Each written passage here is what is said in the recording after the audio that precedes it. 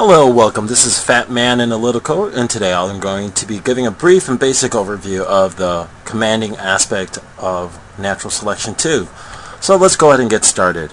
For those of you who have never played Natural Selection 2, the comm chair or the command station, which is right in front of me, is a way to access a real-time strategy aspect of this game. Everybody else on your team who is not in the comm chair will be playing as a first-person shooter, but they are very much a part of your command structure as well, and I'll show you a little bit how this works out. Now, first off, you can start a game when you go under create your own game, and that's what I'm doing right now. And then you type in on the console, you hit it, you access the console by hitting the tilde key, which is right above the left tab, and type in cheats with an S, 1, and turns it on. Now I access the game. Now, a brief overview of the elements of the game. I'm going to go ahead and jump into the chair and just show you quite quickly. On the bottom right-hand side of the comm chair, you'll see basically your user interface as a comm. There are also shortcuts to these keys that you might want to go ahead and learn. Very useful as well. But they're pretty self-explanatory as far as the labeling is concerned. Building is for buildings. All the accessible structures are currently highlighted in a brighter color than the ones that are not. These are usually dependent on other structures. For example, in order to build either one of these, I need to build an armory first. Now, along here we have advanced items that I can build. One of them is an observatory. I highlighted this in a previous clip. You might want to take a look at that if you're new to Natural Selection 2. And then over here we have our assist, and then over here we just have a basic one. Doesn't really do too much. The assist one is probably the function you're going to use the most, because this allows you to support your Marines by dropping med packs, ammo packs, and also shielding structures and your players as well. I'm going to go ahead and shield, for example, this comm chair, watch, or this IP right there. As you can see, I don't know if you can see it, but when I exit the chair, you'll see there's a faint blue circle around it. It reduces the damage taken by whatever's protected by half. It is temporary. Eventually it will fade. But it's one of the things you can do as a comm chair. And then over here you'll also see we have the med packs that I dropped are also gone, but let me go ahead and drop it again. But first, let's also start with building the most basic element of any game. This is the first things you should be building, whether you're new or a skilled player. There are different ways to build it or different timings on it, but overall you need these structures. You will be spawning in with an IP already, so you may not need to do that right off the bat. Some players do like to start off with 2 IPs and also an armory. The armory's primary function is to give ammo to your Marines. It also restores health and their armor. And then when you upgrade it, you can also the Marines can also access higher tiered weapons like the shotgun initially, followed by a grenade launcher or flamethrower, and then also you'll see that we have welders and mines. So you can see these are currently not available, and that's because this is not built. So let's go ahead and get out of the chair and build these items for you. Now, a couple key elements is that the more Marines building an item, the faster it gets built. And you can see that little meter on the right side on my hand, and also in front of me. It tells you how long it takes before it's finished building.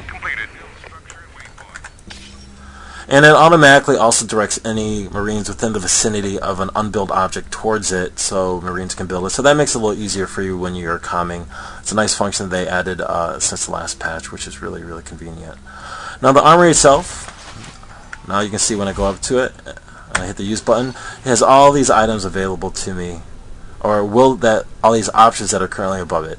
Now, the only ones that are accessible is your basic Marine gun, which you start with. It costs no resources to purchase it.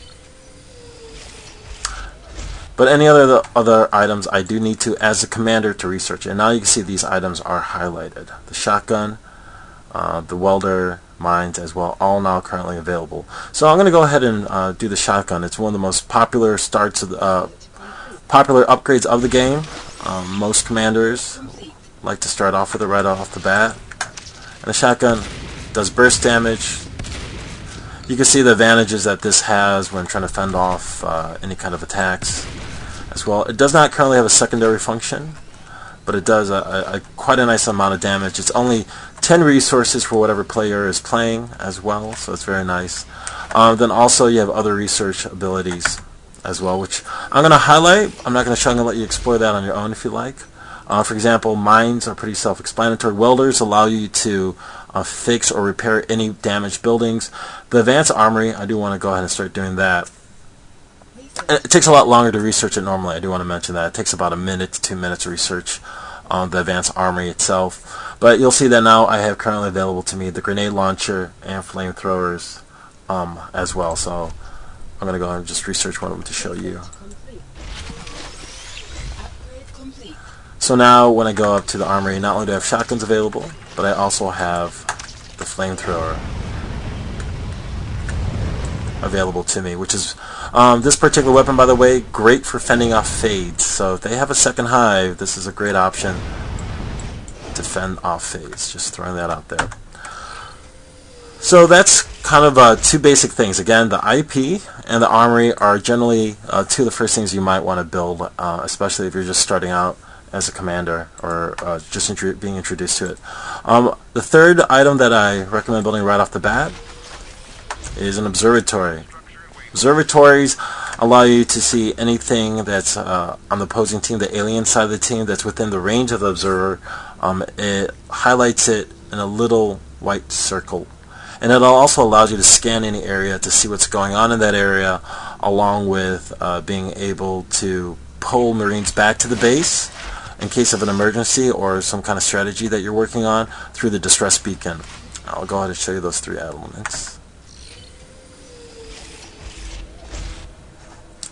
And here you go. So once upon clicking, I can research phase sec, which allows teleportation devices. Basically allows me to build phase gates, which I'll show you. The scan, which I was talking about, if you saw my previous tutorial, I did mention this. You see this is currently, as far as I'm concerned, it looks empty, but upon a scan, I see that there's a hive there, and that's available through the scan. And the distress beacon, once there's enough energy, it basically emits a warning sound, and it pulls all the Marines that are currently alive all over the map back to your main base where the observatory and the comm chair is located. Alright, so along with that, also with the armory built, now I have access to a robotics facility and also an arms lab. Now these items, I just want to quickly highlight, are more along the lines of a tier 2 item. I would say the IP, the armory, the observer are kind of your basic tier 1 builds, pretty much a necessity requirement for any kind of game. The arms lab and robotics are also important, but they come at a later stage of the game. Or you can start off right away. Sometimes the arms lab, there are people who build that right away, or the robotics. That's also an option as well. I'm going to go ahead and build this, and you're going to see now there's currently the arms lab is currently available, that it'll allow you to upgrade the Marines, their weapons, with the damage that the weapons give, and also the amount of damage that they can take through an armor upgrade. The robotics facility has multiple purposes as well. It allows you to build sentry guns, which defend the base automatically. It'll fire at any incoming Marine. Also, it builds mechs, which are basically like little base builders. They allow you to repair any units or build units without the help of a Marine. And then also you build arcs. And the arcs are basically siege weapons. They allow you to fire through walls towards any building. They don't harm actual creatures like any of the alien players, but they will destroy buildings. Let's go ahead and take a look at all three of those through the comm chair.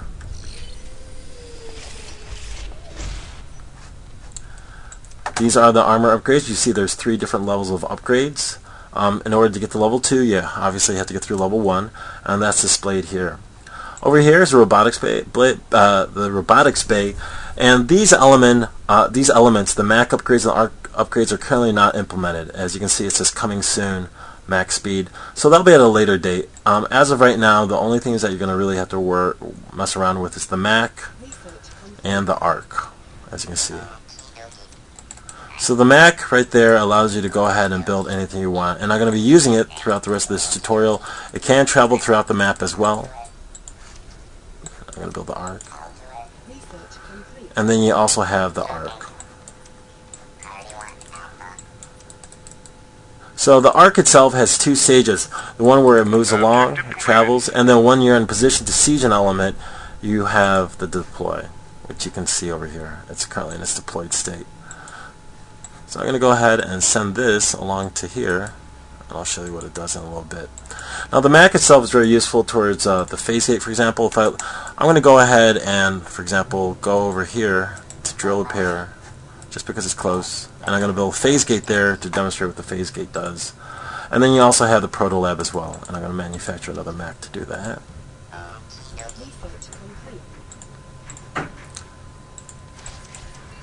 Okay, now as you can see, the Mac is currently helping me build these items. I'll go get out of the chair. So you can see that the Mac is building it, and it also has ability to fix any of the units, or buildings I should say, just by clicking as well. And it just currently, it has gotten this power node up, so let's go ahead and build a phase gate. Objective completed. So now the phase gate is a teleportation device, very useful in game, highly recommended. It allows you to gain better map control as well. And what it does is it allows you to go from point A to point B, being A being wherever the main gate is at, and B being where the secondary gate is at. And as those are being built, I'm going to go ahead and check on my arc, which is quickly approaching the hive location. As you can see, I'm going to go ahead and use the scan. The hive is right there. I'm going to go ahead and just park the arc right by it and deploy it. And you can see what it's going to do. Now the arc requires sight of whatever it's going to be destroying. So right now, wait for it. You can see it's doing some damage. It looks like it's targeting the eggs initially. And it does fire through walls. So if there was a wall here and the arc was in range, and you can see the range of the arc through the blue circle, it would attack whatever was in that range, as long as there's some line of sight, or if you have a scan, or it somehow has some kind of visual range to the commander. So if I can see it, the arc should be able to hit it. And one of the reasons I like building multiple observatories when I'm using the arc, because it allows me to scan in case I have to fire at an object through the wall. So it's going to take down that hive. But I'm going to show you the gate before it does it. Now the gate is active, as you can see. When it is active, it will have this blue light on it and allow me to go to the secondary point that I have placed the secondary gate at, and also back to it. Now you can play multiple gates. You aren't limited to 1 or 2. You can put 5, 10, whatever you feel like, and each time they go through the gate, they'll go to the next gate that was built. Now over here is the jetpacks. Now they have other items, as you can see, that are listed but not currently available. The exosuit is basically like a heavier armor. Also supposed to come with like a minigun. Very excited for when that comes out, but that'll be at a later date. But as far as elements that are currently available to me, the jetpacks is still a lot of fun. Now as a Marine, when I go up to it, you'll see now I have the jetpack researched. I can go in and buy it, and whenever I hit the spacebar, I have the ability to basically fly, which is kind of cool. So overall, that's the Marine commanding tutorial and introduction to. I'm also going to be making an alien introductory tutorial for commanding as well next. If I forgot anything, please just let me know. Contact me at Fatman littlecoat ns2@gmail.com, and please subscribe and keep checking back. I will be making more videos to make everybody a better player. I'll see you on the battlefront. Thanks again.